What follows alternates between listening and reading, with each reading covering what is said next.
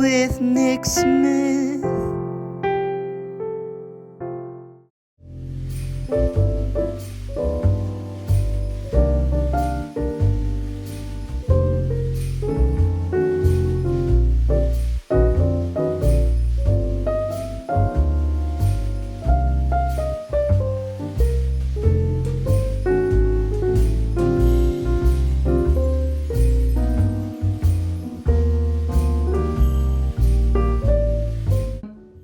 Hello, my name is Nick Smith. Our first step today is creating speculoos. The initial part of this that we will need is to ground 2 seeds of nutmeg into a fine powder and eventually use that to create our spice mix. So, let's go.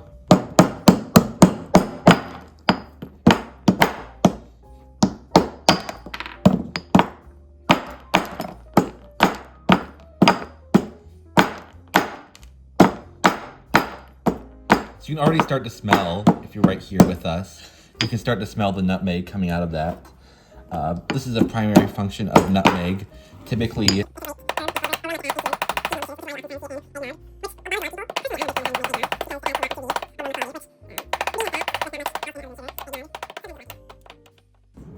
now that we have our nutmeg done, we can now transfer it to our actual bowl. So we will take about 3/4 a teaspoon nutmeg. Aww. Alright. 1 tablespoon cinnamon.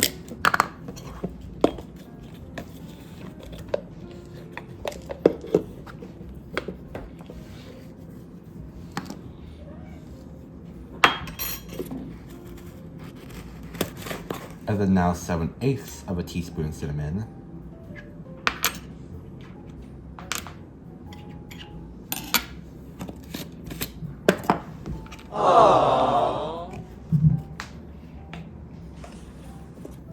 Another 3/4 of a teaspoon, but now of ground cloves. Ground cloves.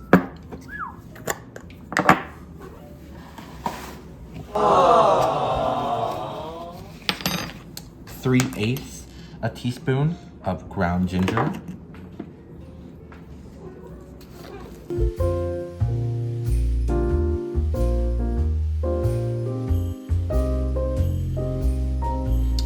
And then finally, 3/16 a teaspoon of ground cardamom. Now, if you don't know, and this is also something that we have because of our family, 3/16 you can use 1/8 of a teaspoon along with 1 pinch. If you don't have this already, a pinch is also known as 1/16 of a teaspoon. It's very rarely used, but in cases like these, I always find it useful. That's why if you're looking to become if you're going from I say amateur baker to someone who really wants to get their stuff right, I would go with a pinch just because it's much more accurate than using stuff by hand.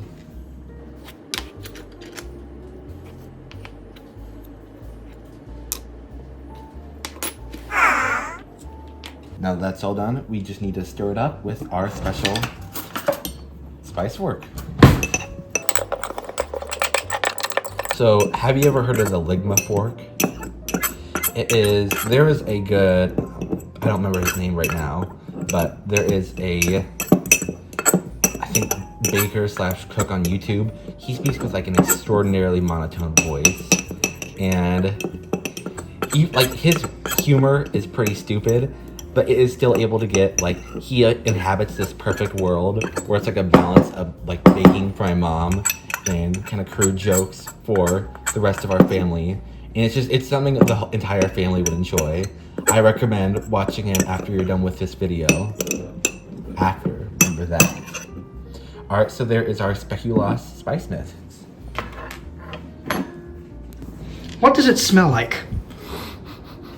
I would say it's very spicy. I would say there's hints of earthiness. It's what you think you would smell. I remember. I would almost describe this as like a grandparent's house at the winter kind of smell. It just kind of reminds me of whenever they're making those little festive treats. Not exactly gingerbread. I would say it's stronger than gingerbread, But it's very akin to what you might smell at a grandparent's house when they're going through the routine of baking your family special treats.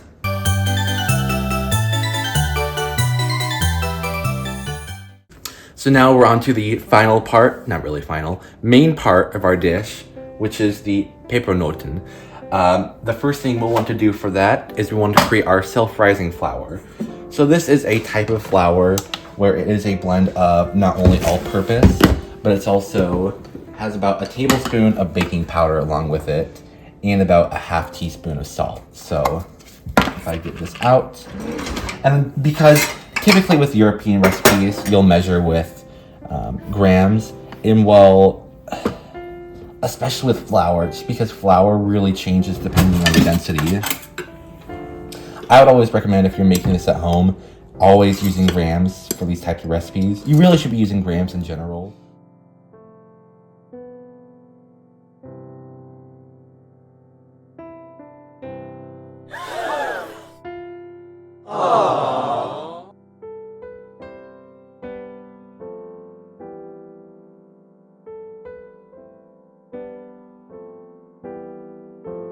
And now all we need is our 1 tablespoon of baking powder and our half teaspoon of salt.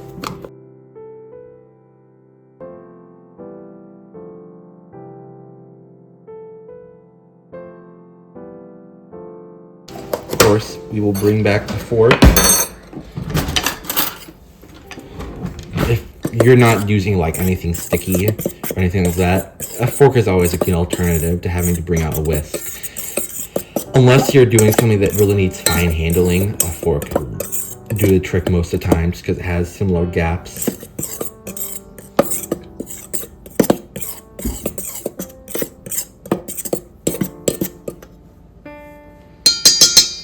Alright, so there is that. So now we'll be reducing this to about 250 grams of flour. Using a simple spoon.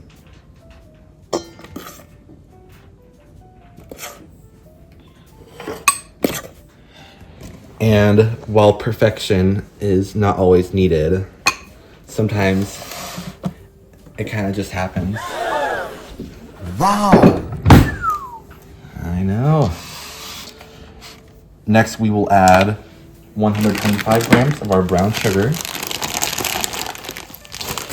Really, brown sugar shouldn't really matter, as long as you're grabbing dark brown instead of light brown. The real difference is brown sugar is typically made of a blend of cane sugar and molasses. If I'm right, and you'll probably want to fact check me and post on this, molasses is actually a post. It's part of the process made from, it's gathered somewhat from the actual extraction of cane sugar. But you're just refeeding it. It's kind of like the tar you get molasses is. And so when you're adding it back with this dark brown sugar, you just want to make sure you're having the right concentration of molasses. In this case, you'll want to use dark brown sugar. You always, like, if it never doesn't say which one you're using, you'll typically want to use the dark brown sugar, unless it's saying light brown sugar.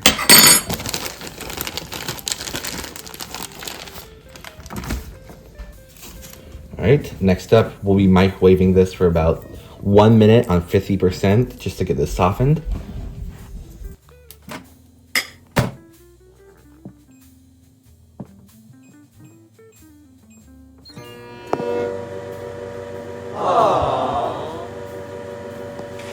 Alright, after we got our butter done, we're going to transfer that to a little bit larger bowl. We just want to get it soft and fluffy. I overdid my butter a little bit here. This is always a great reason why you should keep an eye on your food, otherwise it can easily get out of hand. We should be able to still get it light and fluffy. It just won't be as fluffy as if it were softened.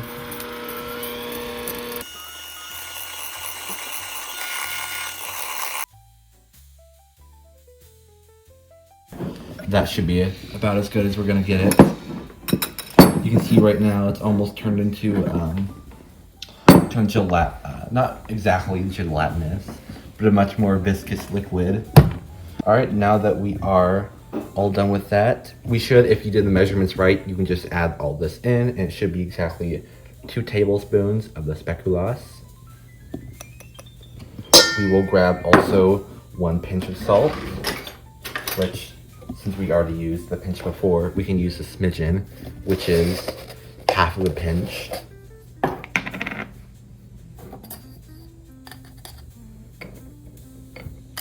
Really, at this stage, it's kind of getting a little bit granular in whether it matters, but that is fine for me. Salt does add a lot to sweet recipes, I find. It's a nice balancer of the flavors. And then finally, we'll need to grab 50 milliliters milk. Right here. I'm sure you always, I'll bring it over here just so we have a bit better view. I always want to make sure you're measuring typically at the bottom of the meniscus. So you want to check that it reaches 50 milliliters at the lowest point of the milk, making sure, any liquid really, but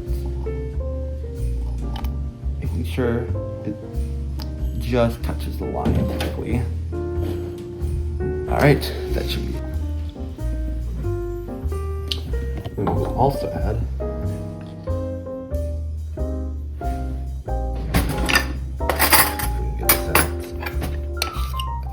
our butter in. Making sure, because you want to keep it nice and fluffy, you don't want to use too much force.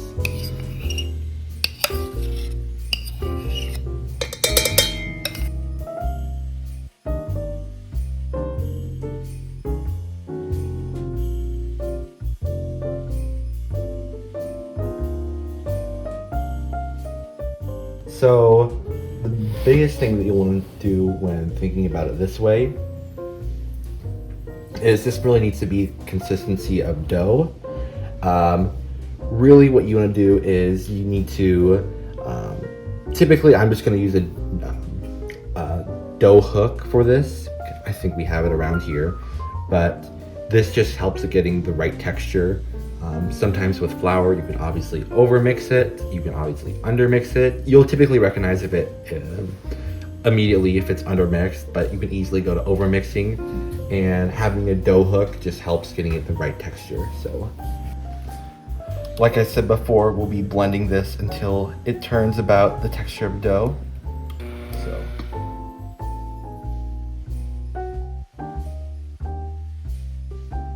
If you're eating an apple, you're gonna have less access to the calories. So your body, let's see if this is good. Your body is not gonna be able to take in all the calories from an apple. It's gonna have to use some amount of calories, like breaking it down, turning it into like its most usable source. So that's more around, I would say like they've done studies about maybe a quarter, because it's minimally processed, of the calories you actually get out of it. When eating ultra processed foods, I would say like a Twinkie, you're going to get about like 100% of the calories out of that. That's why dietitians are recommending more people having less processed foods. So let's see. I'm just gonna now mold this a little bit myself, just so I can get it just the way I want. Yeah, I mean, it's kind of ridiculous for me to be talking about processed foods right now being healthy, considering we're making this right now and this entire thing has half a cup of butter in it. But you have to treat yourself. Well said. Yes. There can be no healthiness without unhealthiness.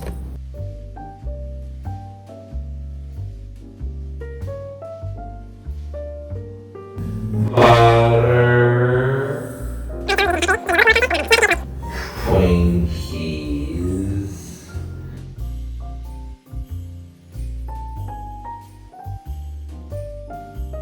All right.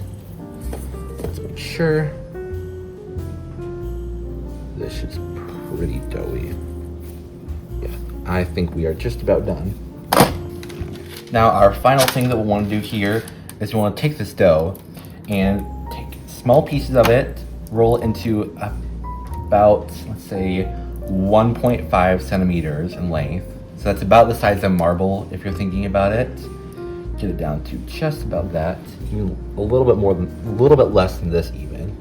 So I would say this is just about a good size. This is like, if you're thinking about it, and I'll put it, let me see if I can get it relative to something here.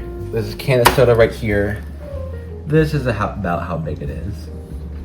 So this is the size that you'll generally want. And whenever you're making these types of doughs, you'll want to make sure that, I would say, give it about 1 dough ball's length in between in terms of spacing. So maybe a little bit more than that. I'm generally using this much, should be about good. Have our doughs all made. Let's set this in the oven.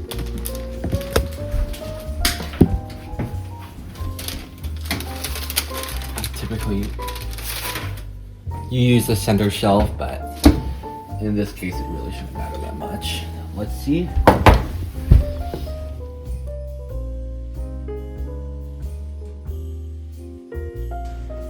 One more thing, when using this, you'll want to make sure that you're setting the oven for about a 15-minute timer, making sure that after that 15 minutes, you're going to check on the cookies, make sure they're not too raw in the middle. They're cookies and they'll get more crispy just as they react with the cold air outside, but you don't want it to be like raw dough wet. You want it to be like, you want it to feel like there's a more consistent base there. It should feel like the gluten and the fats have made a strong enough structure that it won't fall down at all. It won't become like a whole doughy mess. It will be a nice solid structure once it comes out of the oven. All right, now our cookies, let's check on them, see how they're doing. So you can see, we've got that.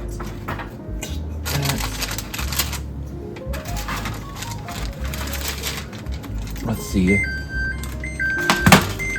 Make sure you're putting this at the very least on the stove top. I have a nice stove top here just because it's an induction oven, but that's just a nice quality overall.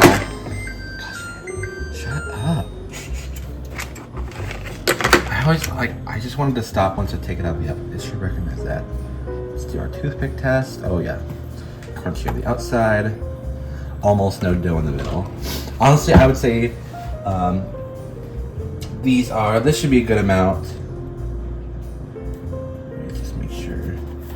I'm gonna cut this in half just to show what it is like right now. Before we do, like, if I can get it on a plate or napkin at the very least. Because this is before it's really starting to harden. Already right now, if you feel it, I can tell you right now it's going to be a little bit crunchier on the outside. And you will have a little bit of that raw dough in the middle, but you can see right here the difference.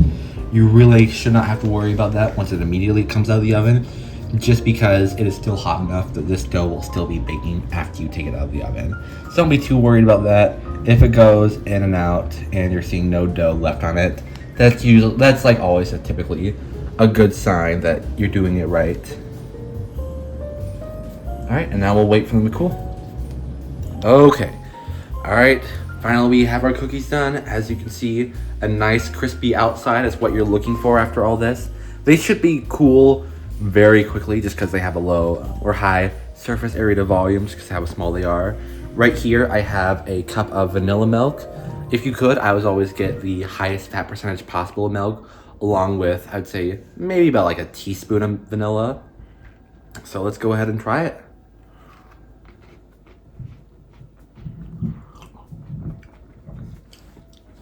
A good cookie. This is what you should be looking for. Crispy outside, good soft inside.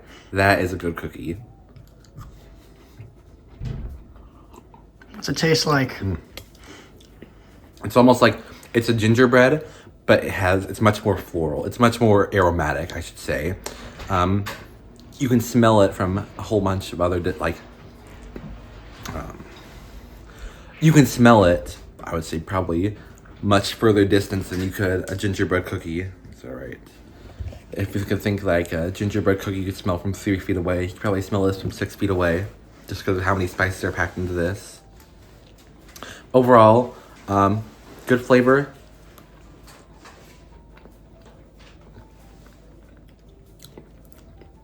Nice, it's also not super sweet.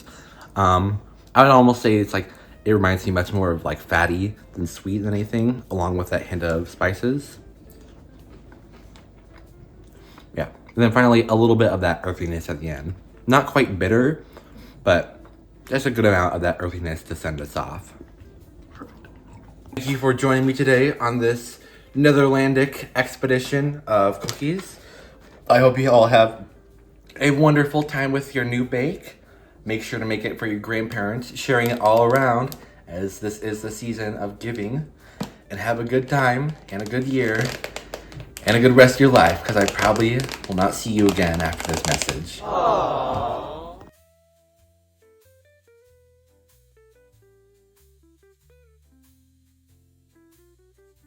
With Nick Smith.